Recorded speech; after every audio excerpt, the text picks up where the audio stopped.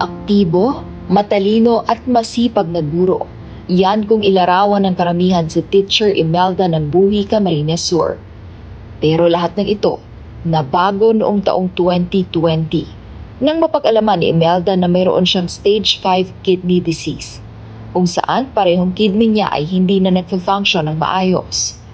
Para mabuhay, kinailangan ni Imelda ang 3 beses na hemodialysis kada linggo. Dahil kapo sa pinansyal, 2 beses lamang ito magpa-dialysis, dahilan para mamanas, manghina at makaramdam ng hirap sa paghinga. Kung nasasaktan si Imelda, doble ang sakit na nararamdaman ng kanyang inang si Roselyn. Ayon dito, masakit na makitang nahihirapan at unti-unting nakukuba, nawawala ng buhok, nangingitim at namamayat ang kanyang anak. Dahil sa sakripisyo at pagmamahal ni Nanay Roselyn, siya mismo ang naging kidney donor ng anak na si Imelda. Naging matagumpay naman ang operasyon.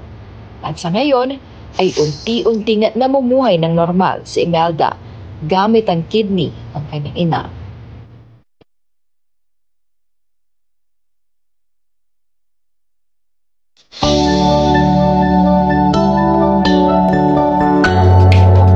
Hindi po tayo nagsisimula. Talaga namang nakaka-touch po talaga ang kwento ninyo. Kasama na po natin ngayong umaga mag-inang survivor na sina Roselyn at Imelda Bagasina. Good morning and welcome po Kada Umaga.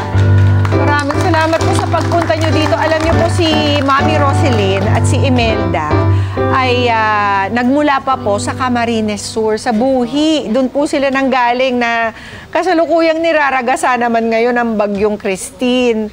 Maraming salamat po sa pagpunta ninyo, Mami Roselyn at Imelda. Kamusta ka naman, Imelda? Okay naman po. Ikaw, Mami Roselyn? Okay naman po. Bakit po kayo naiiyak? Nakita ko po yung nakaraan namin eh. Anong naaalala mo, Mami Roselyn, nung pinapanood mo yung sobrang awa po sa anak video? Ko. Yung nakikita ko yung kalagayan niya nung panahon. Kaya tumuloy yung luha ko. Kasi naman, sino ba namang nanay ang gugustuhing makikita ang kanyang anak na 3 beses sa isang linggo pinadialysis, yes, Imelda? Halos sa ospital na po kami nag-stay palagi. Kasi minsan, nakatapos ng dialysis, hinihingal pa rin. Kailangan pang mag-extend dahil sa oxygen or ganun po, nagka-cramps. Hindi po biro yung maging dialysis patient ng ganun katagal. At anong feeling ng dinadialysis, Imelda? Una po, masakit kasi tinutusok ng 2 beses. Tapos pagkatusok po, nagiging relax kasi nakakatulog naman po. Pero pagkatapos, mayroong mga times na nagka-cramps kasi po nasobrahan sa hatak. Or minsan naman po, sobrang hilo, hindi na, yung hilong, di mo alam kung matatapos pa yung hilo mo. Ganun po. Pero sa tulong po ng mga nurses, doktor na nag-aalaga sa akin nung panahon na yun, nagiging okay din po yung pakiramdam ko. Saan mo ginagawa yung dialysis mo noon? Sa loob po ng almost 3 years sa Iriga City, sa Josepa po. Okay. Tapos po nung dito na po kami sa Enquite, dito na po ako nag-dialysis kasi nag-undergo po ako ng workup. Oo. Ang balita ko, kulang na kulang ang mga dialysis centers dito sa bansa natin. Opo. Naranasan mo ba yon, Imelda, na maghintay, minsan hindi natutuloy? Yung sa case ko po, hindi naman po ako naghintay kasi nung na-confine po ako, dun po sa ospital, meron po dun na po yung dialysis center. Ang naging problema lang po, sinabihan kami na puno na, kaya maghanap kayo ng iba. Kaso po, nakiusap kami na taga-Buhi po kami, ito na po yung pinakamalapit. Kung maghanap po kami, mapapalayo kami at mas lalo kaming mahirapan. Tsaka nag-antay po kami na mabigyan ng slot. Tapos mabuti po, mabait yung head nurse noon at nabigyan kami ng chance na doon na mismo mag-dialysis. Kasi anong nararamdaman mo, Imelda, kapag hindi ka nagda-dialysis? Sobrang hinihingal. Isa pa pong dahilan, hindi po ako makatulog ng nakahiga. Wow.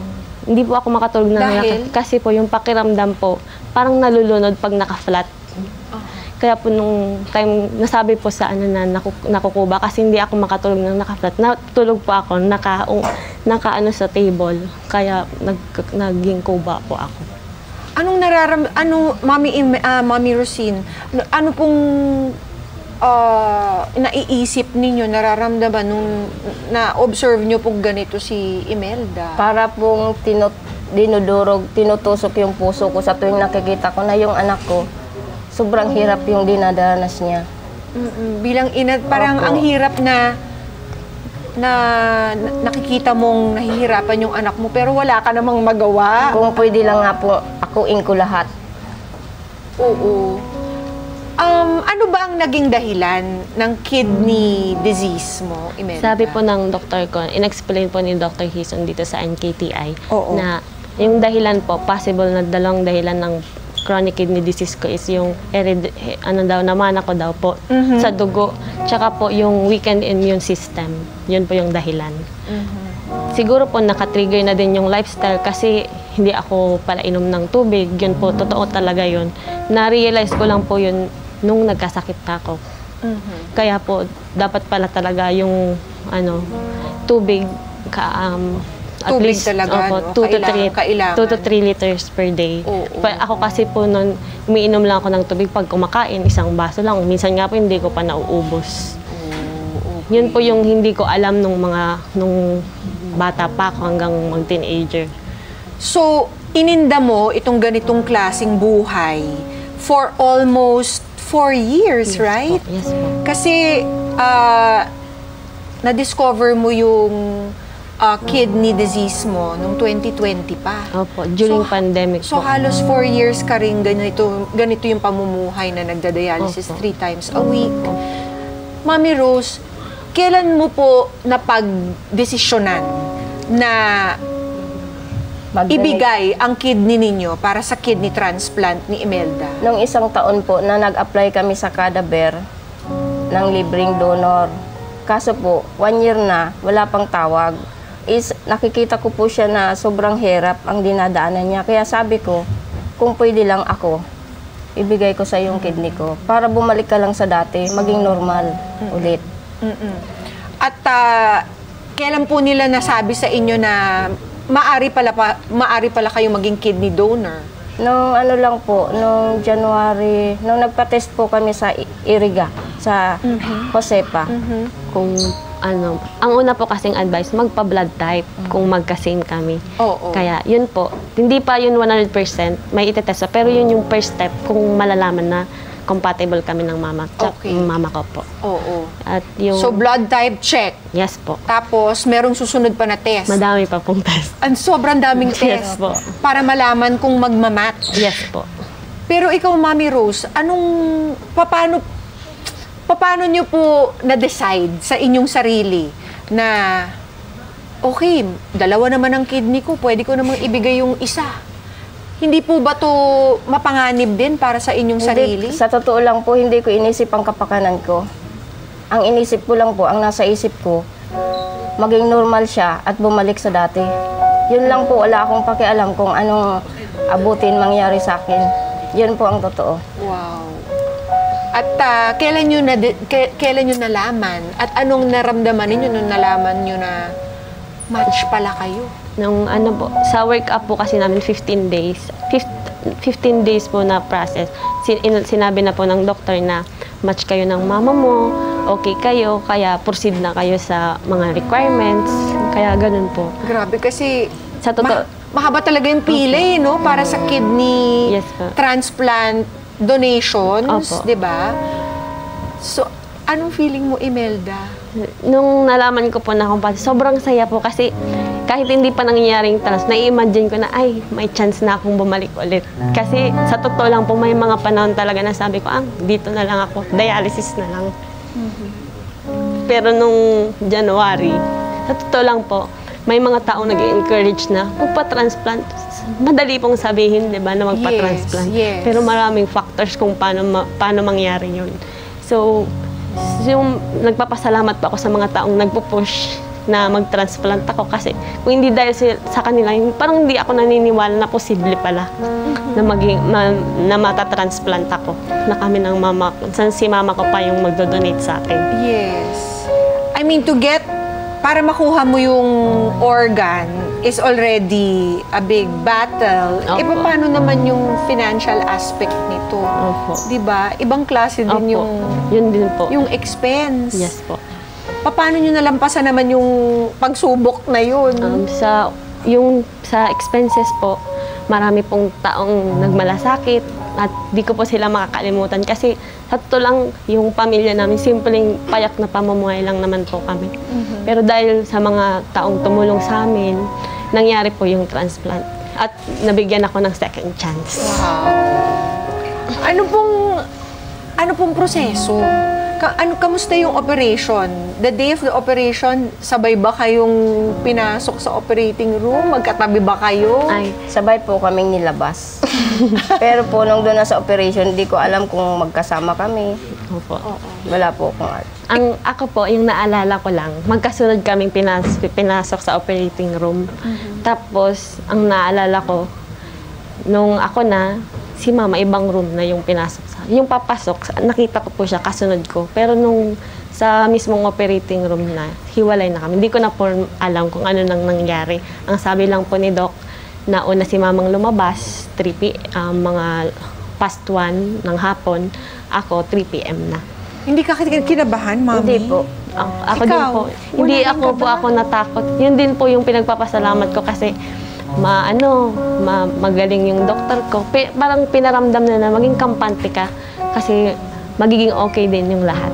Tapos siguro po sa faith ko kay God na ikaw nang bahala kasi dinala mo kami dito na para sa amin imposible, naging posible. Ikaw nang bahala kung anong mangyayari. Yes po. Kamusta ang recovery ninyong dalawa? Okay naman po.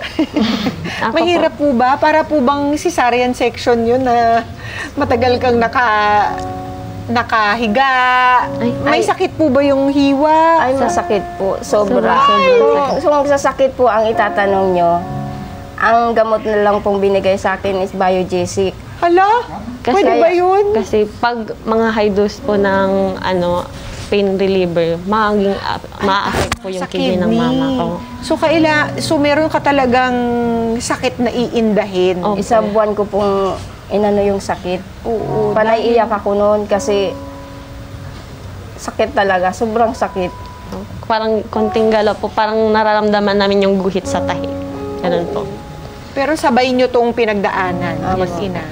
Paano nyo na lang pinagaang ang karamdaman ng isa't isa? Nagbibiroan na tayo na opera kaya masakit. Magagaling din tayo. Ganun na lang po. Gano'ng katagal recovery, Mami Rose? Ako po yung sakit na ko, 1 buwan.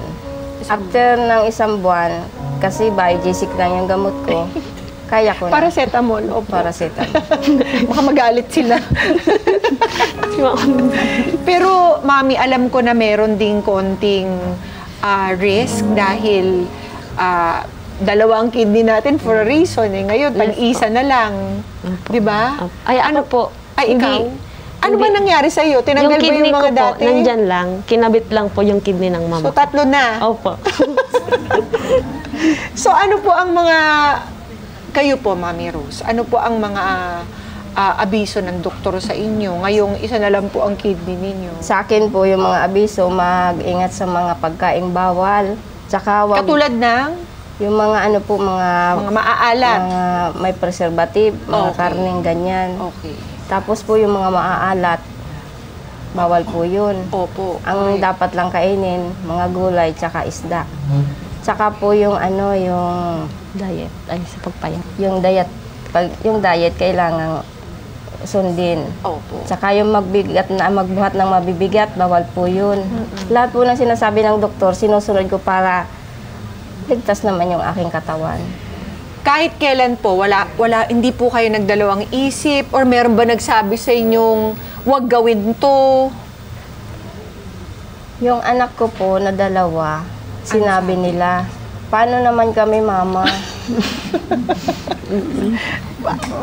Kasi May takot hinihingi po po ba silang body part sa inyo? Ay, hindi po. Hindi po. Natatakot po sila Natatakot kung po anong maging sila result. para sa Niloko ko lang akin. po kayo para matawa kayo, ma'am.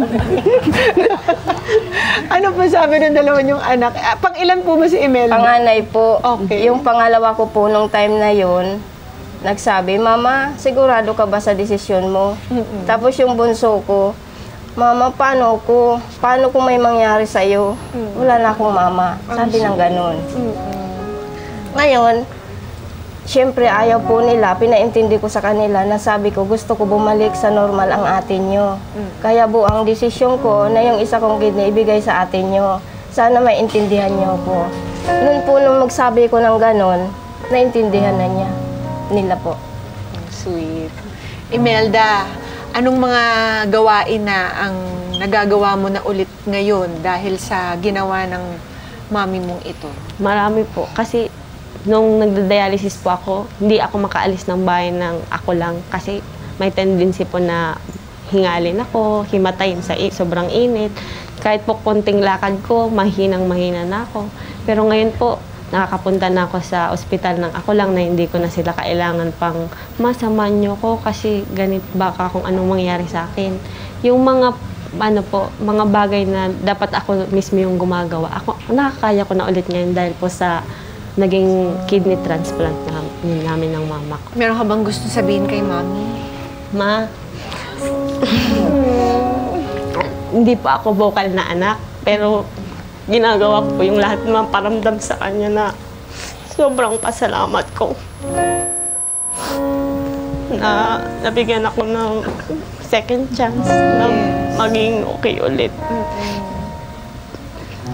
Kasi po, alam ko na ako nga po mismo ayaw ko siyang mag-donate sa akin kasi inisip ko din talaga yung mga kapatid ko.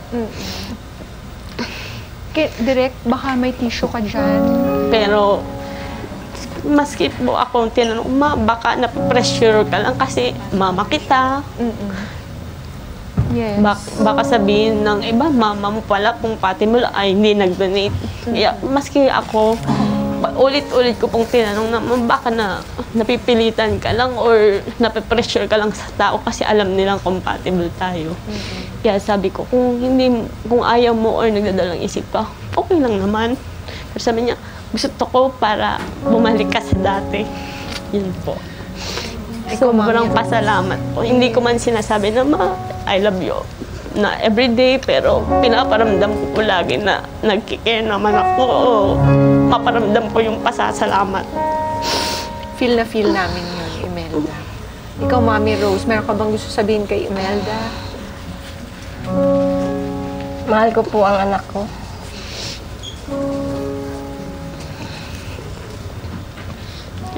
Lahat gagawin ko para sa kanya. Amen. Maraming salamat po. Alam kong nalampasan ninyo itong pagsubok na ito. Meron ba kayong parang sabi nila, 'di ba? Sabi sa Bible, lahat naman may purpose. Yes po. Ano sa tingin ninyo ang naging purpose ni God para dito? Siguro po yung hindi ko po masabi yung exact, pero nung na-transplant po ako yung pinagdaanan namin, parang feeling ko mas naging okay yung family. Yung bond, mas naging okay, mas yung pagkakaintindihan, ganun po. Tsaka, gusto ko rin po sabihin na sa lahat ng nagda-dialysis na nawawala ng pag-asa, may pag-asa. Mahirap pero maniwala lang na meron pang magandang bukas. May bukas pa. Amen. Sana makabalik ka na rin sa pagtuturo ulit, no, Imelda? Sana po.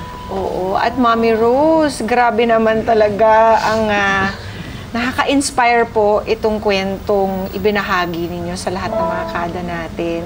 Meron ba kayong gustong pasalamatan, Mami Rose? Or batiin? Alam kong kasalukuyang sinasalanta ng bagyo ang inyong pinagmulan. Yes po. Ang Camarines Sur. Meron po ba kayong gustong mensahe para sa pamilya nyo doon? Baka nag-aalala sila. Alam ba nila na nandito kayo? Yes po, alam po nila. Alam kong hindi nyo ma-contact ang mga kasama ninyo sa bahay sa ngayon. Pwede po kayong magbigay ng mensahe or manawagan or i-assure lang sila na kung okay sila. Ako po. Una po, gusto kong magpa-thank you sa lahat ng tumulong sa akin na maging posible yung kidney transplant ko, na maging donor ko yung mama ko. Alam niyo na po kung sino kayo. Maraming salamat po kasi sa mga kaibigan ko, classmates, pamilya, kahit po hindi ko kilala na tumulong sa akin. Maraming salamat po kasi kung hindi dahil sa inyo, wala ako dito ngayon. Tsaka po ngayon po na binabagyo yung Bicol region, wala po kaming contact sa family namin ngayon kasi siguro po walang kuryente, walang signal. Sana po okay sila. Madalas ba kayong binabaha doon sa lugar ninyo? Sa lugar po namin, hindi naman sa Buhi. Pero doon po sa lake area, sa lakeside, marami na pong balita na binaha, na landslide. Sa city, halos lagpas taon na daw po yung baha. Hindi ko po alam kung anong situation na mismo sa family namin. Kaya sana po okay lang sila. Pero alam ko marami na pong mga talaga nangyaring nakakalungkot. Anong plano nyo ngayon? Dito muna kayo sa Maynila? Sana nga po gusto namin umuwi kasi nakita na po namin na isa sa bridge pa uwi na sira. Kaya tsaka baha pa rin po hanggang ngayon. Oo. Nako, tulungan po natin si Mami Rose at saka si Imelda sa ating prayers na sana ay umalis na tong bagyong Christine na ito. Pero sa ngayon, magpupunta ka pa sa check-up mo or Yes tapos po. na? Tapos na po yung laboratory ko, check-up pa po. Okay. At ang hangad namin all okay ang magiging check-up ninyong dalawa. Ako muna po. Kasi Ikaw si muna. Mama, every 3 months po. Ako po yung halos every 3 weeks, every month, gano'n. Thank you, Imelda. Thank you din po. Thank you, Mommy Thank you po. Rose, for telling us your story and sharing it with us. Sarap po ng pinakamalalaking hamon. Ipinakita po ng isang ina ang tunay na kahulugan ng sakripisyo at pagmamahal. Ang pag-aalay ng kanyang sariling kidney ay hindi lamang po isang pisikal na donasyon, kung hindi isang simbolo ng walang hanggang pagmamahal. Mga Kanet 25, this is Pia Guanyamago. For more Kada Umaga updates, please click the subscribe button and follow us on Net25 social media pages at Net25TV and at Net25 Entertainment Facebook page. See you guys. Bye!